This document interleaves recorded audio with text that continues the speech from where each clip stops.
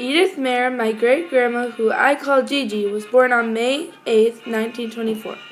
She was born in Stuttgart, Germany, and lived there until June of 1939. Edith was an only child. Her parents' names were Gertrude and Louis Mayer. Gigi lived in Germany for about 15 years. Her parents were wealthy and they owned 2 department stores, one for linens and bedding and one for clothing. Gigi's family had 2 maids and a chauffeur. However, during Hitler times, no Gentiles were allowed to work for Jews, so Gigi's dad had to learn how to drive. In 1933, it began to be difficult to be a Jewish child in Germany. Because Gigi was Jewish, she could not go to the movies or to the coffee houses. She also had to sit alone at school, and eventually she could not attend school at home, so she moved to Essen, Germany to go to school. In 1938, on the night of Kristallnacht, Gigi went to shul and found it in flames. She took the train back to her hometown to see what was going on there. Her mom and her grandma were cleaning the house from all of the broken glass. She also found out that her dad was smashed with glass, had ink poured on him, and the Nazis took him to jail for 3 weeks. In June of 1939, Edith was transported to England by the B'nai B'rith Children's Transport. She was very lucky because the Nazis later killed the majority of children who were transported to other countries in Europe. When she left Germany, she was allowed to take 10 marks with her, which is equivalent to $5 today. She could also take a few belongings. She took her silver baby spoon and her teething ring as keepsakes. When the war broke out in September of 1939, Edith was taken into London and put in an old school building. She slept in a room with 30 cots. All the children had duties, and her duty was to work in the kitchen.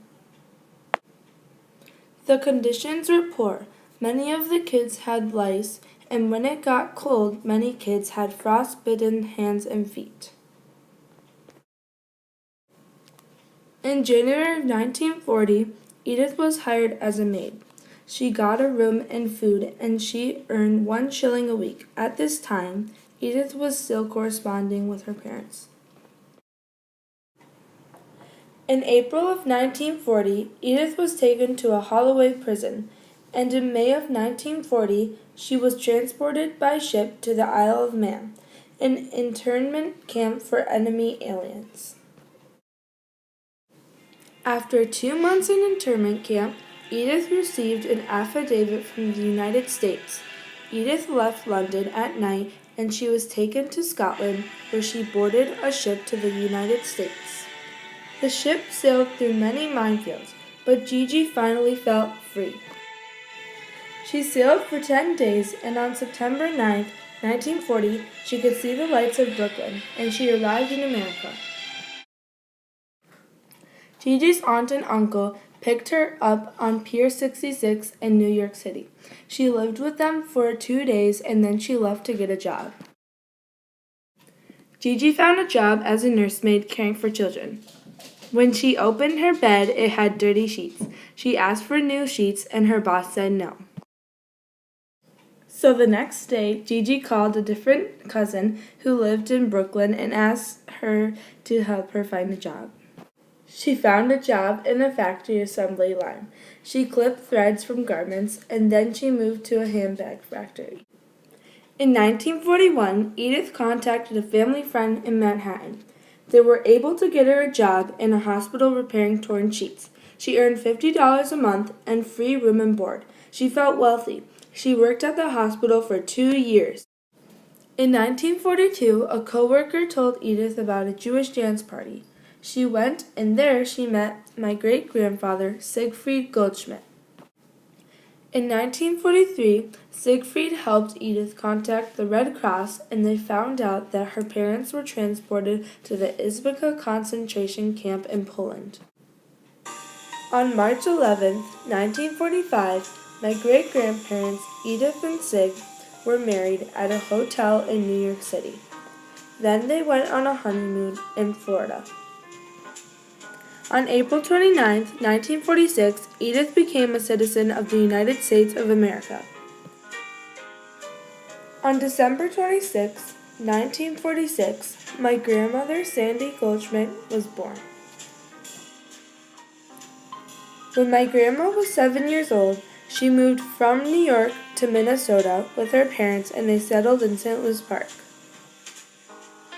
My great-grandfather was in the garment business and he eventually opened his own factory called Kid Duds.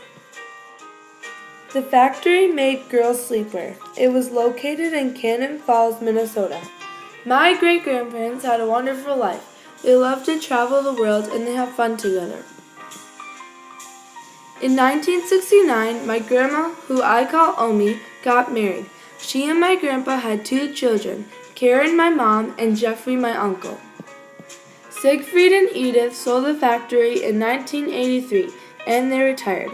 From then on, they spent the winters in Florida. In 1991, my great-grandfather Siegfried passed away. I never met him, but I was fortunate to know my great-grandmother Edith for 11 years, until she passed away on September 20th, 2014, at the age of 90. We have so many special memories of my Gigi, and she also passed on some special things to our family. This ring was the first piece of jewelry that she received from my great-grandfather when she was 17 years old, and she gave it to my mom when she turned 17. Gigi gave this bracelet to my mom on her bat mitzvah, and I wore it at my bat mitzvah this year. This ring is a wedding band that both my great-grandmother and my mom got married with. And on every Passover, my mom sets the table with Gigi's dishes. My Gigi taught me so much about life and about being strong. I miss her every day, but she is always with me in my heart. Thank you for listening. I hope you have enjoyed learning about my great-grandma Edith.